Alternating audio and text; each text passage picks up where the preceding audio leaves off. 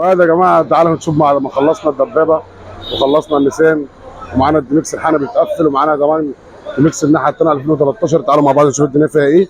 من المركز الفني خدمه ديزل، عنواننا القاهره، نازل ببصوص الطريق الجديد قدام العماره البيضاء اهو، مالناش اي فروع ثانيه يا جماعه. تمام. ادي النيسان اهي.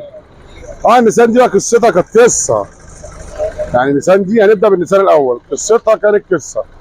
مش كده؟ تعالى يا قلبي تعالى. بطل عربيه. تعبتني تعبتني وبقولها قدام الناس، تعبتني بس الله اكبر يفيدك حلو. تعالى.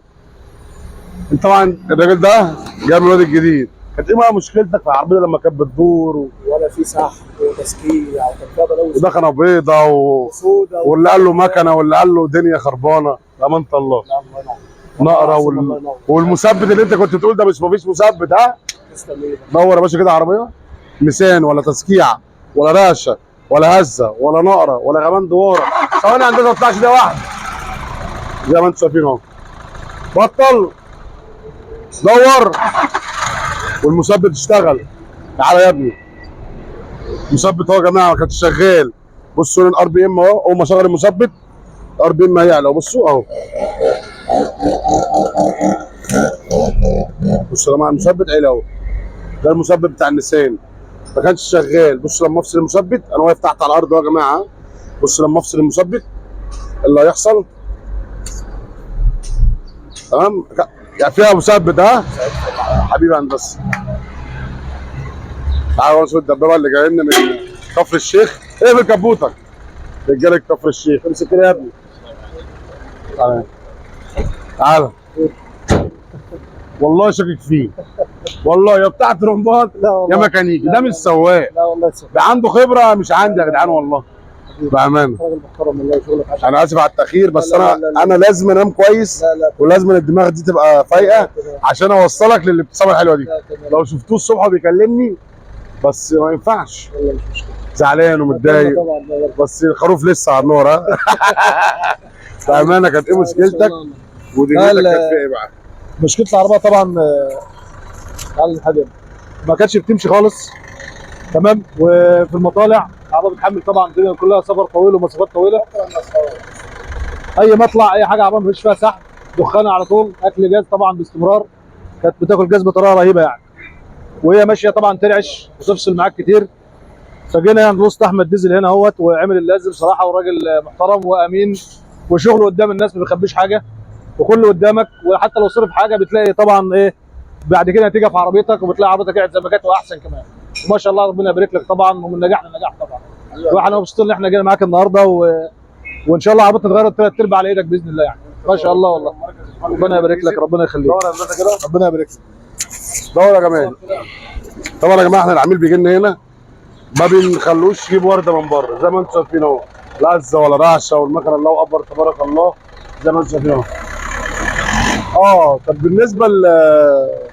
بالنسبه للرشاشات، عشان في ناس بتقول لك الرشاشات دي ما بتتظبطش ولو اتظبط العربيه ما تسحبش وبتسكت. احنا ظبطنا، احنا عمرنا رشاشات ولا غيرنا رشاشات؟ احنا عمرنا الرشاشات واللازم بتناوله وكل حاجه على وضعها زي ما بتاع بلاد زي ما فيه. خيرتك ما بين حاجات كتير طبعا. هو حطيتك في وجه مقارنه او زنقتك لا انت قلت عندي ده وعندي ده وانت تمشي نفس ده بقى اعلى سنه ده نفس الاعلى ولا هتعب لك شويه يظبط لك وانك تعمل الصح. انت الراجل اللي الصح عملته وكمان حاجه حنين يعني مش صعب يعني بيحس بالناس مش جشع ما بيستغلش بقى. انت جاي من بعيد بقول لك ده جاي مثلا متقطع وانا هعمل فيه واخلي لا بالعكس اللي جاي لي من بعيد يمكن يبقى شايلين مكانك والله وكلنا نعرف استاذ احمد بس بقى لنا بدل سنه 20 سنه. ده شرف ليا ومرتاح احلى راحه كفايه دي بس حبيبي. ده مكانك الامانه صراحه في الشغل ويكفي انه شغال قدامك في النور يعني. الحمد لله. ما اقولكش اقعد في جنبه واستنى موضوعنا صغير بس اخش جوه كده شويه. لا صراحه الحمد لله انا مبسوط منك وربنا يعينك. وطبعا شغلك 10/10 جميل والله حبيبي. موضوعنا صغير حاسين بالراحه والعربيه مش الله خالص. حبيبي صراحه خالص شغل عالي خالص وامانه برضه. الامانه هي كل حاجه. الحمد لله. في شغلك اللي عاجبني برضه ووضح على دي شويه. دي شهاده اعتز بيها. ممكن يكون عندي صنايعي يقول لك مثلا هشتغل لك واعمل لك ويد داري ما يشتغلش قدامك. ولكن انت شغال قدامنا وانا حتى من لقيتك شغال قدامي لوحدي ما رضيتش اراقبك في شغلك. يعني رجعت خدت انا جنب وسبت تشتغل. لما شفتك حتى الصبح بغير سوستك وقلت له ده بتاع بلد رجعها تاني، او حل من عندنا واحده ركبها بعربيه تاني عشان صوتها مش عاجبك لمجرد انت قاعد قلت ايه ده الصوت ده خشن، حل عربيه تاني. ونزلت العربيه واقفه هي الناحيه الثانيه الناحيه الثانيه الميكروباص ما رضاش يطلعها، حصل. انا كان ممكن تطلع بس هو ما رضاش يطلعها. حصل. فبصراحه شغلك فيه كل امانه وكل صدق، واحنا بنحب الحاجات دي خالص. والله يعينك، وانت طبعا طول ما انت بتدي شغل حقه فانت هتكسب وهتنجح باذن الله. الحمد لله، ده شهاده احتز بيها طبعا، ودي حاجه تديني طاقه. ايه مش عايز تقول حاجه؟ ايه على الدغري انت مش زعلان. تعال حبيبي هندسه. طبعا الديلكس دي يا جماعه دي حق فوانيها، يعني احنا هنغلها فواني بس، يعني دي هنغلها فواني بس عشان فيها مشكله. تمام. ومعانا الديلكس الثانيه دي مش عارف محمل سمك ولا محمل ايه ولا فسيخ ولا رنجه، نفخنا من ساعه ما الحمد لله. دي برده بتحل ترم ورشات ان شاء الله. برده يعني في حاجات كده يا جماعه، احنا معانا كل يوم جديد، ومعانا كل يوم مشاكل، ومعانا كل يوم دنيا.